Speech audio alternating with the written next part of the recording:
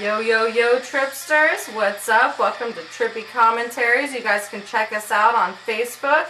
It was an exciting Elimination Chamber event.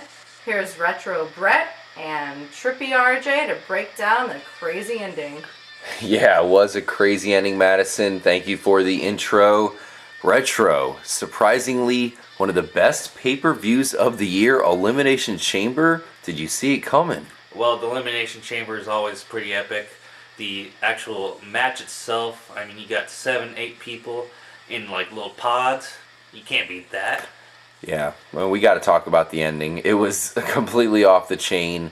I want to hear what you think about it, Retro. But real quick, the tag team Elimination Chamber, what they kicked off the night with, looked like a great match here. I missed most of it. How'd it turn out? I know the New Day is back in charge. Well, it was pretty cool to see a couple people scale the structure and be hanging down from the top. It worked for one of the Lucha Dragons. However, it didn't work for El Torito. He got caught and slammed by the Ascension. Wait, how did El Torito get in the chamber? Well, he's technically part of Los Matadores, so... Okay, whatever. The first time I saw him, he was on top of their pod. That's funny, man. I don't know how he got there, but... Also, congratulations to Ryback, who won the Intercontinental title. Retro and I picked Sheamus heading into the match. We did our official prediction show on our radio show, The Trippy Show. And we didn't pick Ryback at all. We picked Sheamus. Instead, another one of our wrestling prognosticators, Raspo, he went with Ryback. He's correct. So shout out to Ryback. Shout out to Raspo. They both come out with the Intercontinental title. Never been more happy to be wrong, man. Ryback deserves a title. He's been around for a little while. He deserves a title. Now here's what we wanted to talk about, guys. We had to bring an instant reaction on the ending of Elimination Chamber. Retro Brett, let's be honest. We thought no chance Seth Rollins is losing this match. Well, all three of us were really, really shocked when Ambrose appeared to have won. Mm-hmm. But I knew some shenanigans were going to go down. Yeah. Something was going to happen. You definitely were. I was looking at you, and you looked confused because you were like, really? Confused too. But unfortunately, the shenanigans did happen. So, Retro Brett said it. Man, Dean Ambrose somehow got a shocking win. And it was right after I looked to Retro, and I was like, man, Dean Ambrose is stealing this match. He is out-wrestling Seth Rollins. Whenever he's involved in a huge pay-per-view match, it seems like he out-wrestles the other person. He steals the show. But for some reason, he doesn't have a title to show for it yet. Props to him. He basically had a quick pin on Seth Rollins to win this match, but what happened before that was the referee got knocked out. It looked like maybe Seth Rollins was the one who knocked him out. We still have to go back to the tape. This is Raw, guys. We're giving our instant reactions. Still almost in a state of shock at how it ended. Even though Dean Ambrose won, apparently it was by DQ, Seth Rollins retains the title as they announced. The Mad Troll, the Joker, does it again. Trolls the WWE universe. So all of a sudden Seth Rollins wants that title back. Dean Ambrose is holding it up. They announced him as the winner. He gets surrounded, and it looked like he was about to get a beating, possibly another deadly curb, maybe not deadly, but a devastating curb stomp. Instead, Roman Reigns comes out to back him up. I was really happy to see that. He helped him get that title belt back. So Dean Ambrose currently holds the belt, even though it looks like, I guess, it should be in Seth Rollins' hands. Well, that happened a couple months ago, as I remember. I think it was B&B's title, Intercontinental or U.S. Championship. That was weird when that happened. A bunch of wrestlers got it. Same type of thing that Dean Ambrose originally stole the belt and he passed it along to R-Truth and all them, so they were kind of playing keep away.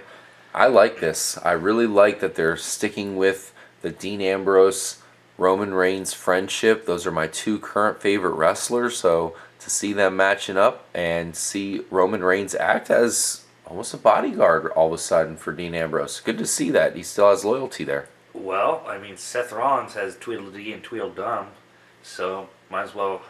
Dean Ambrose has a real bodyguard. This is awesome, man. This definitely evens it up. And here's my trippy prediction I wanted to throw out.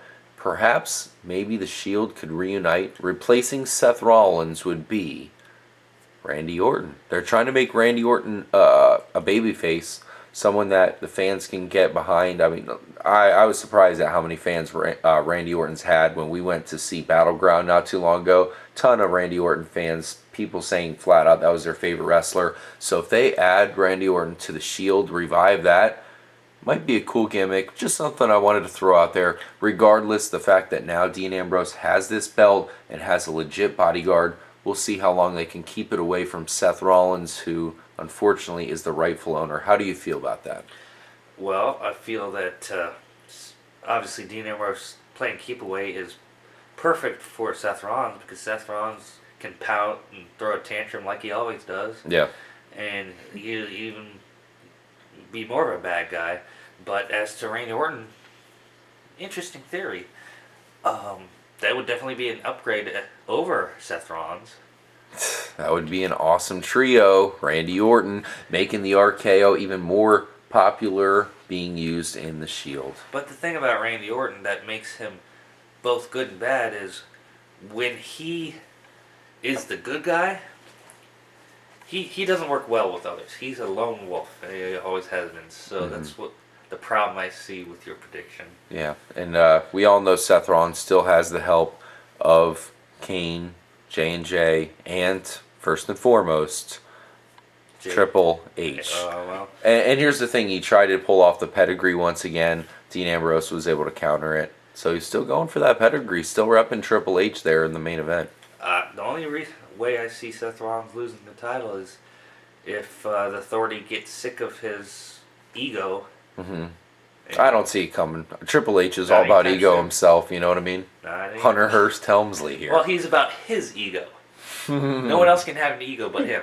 True. He wasn't too keen of Batista's ego a little bit there, and he got sick of Randy Orton's as well. Yeah, he pretty much turned on everyone that's ever been his friend. HBK, Orton. Crazy ending, though, to the night here. A lot of people are claiming this could be the best pay-per-view of the year, probably next to WrestleMania. Once again, Seth Rollins wins the title back because it was a victory via disqualification for Dean Ambrose.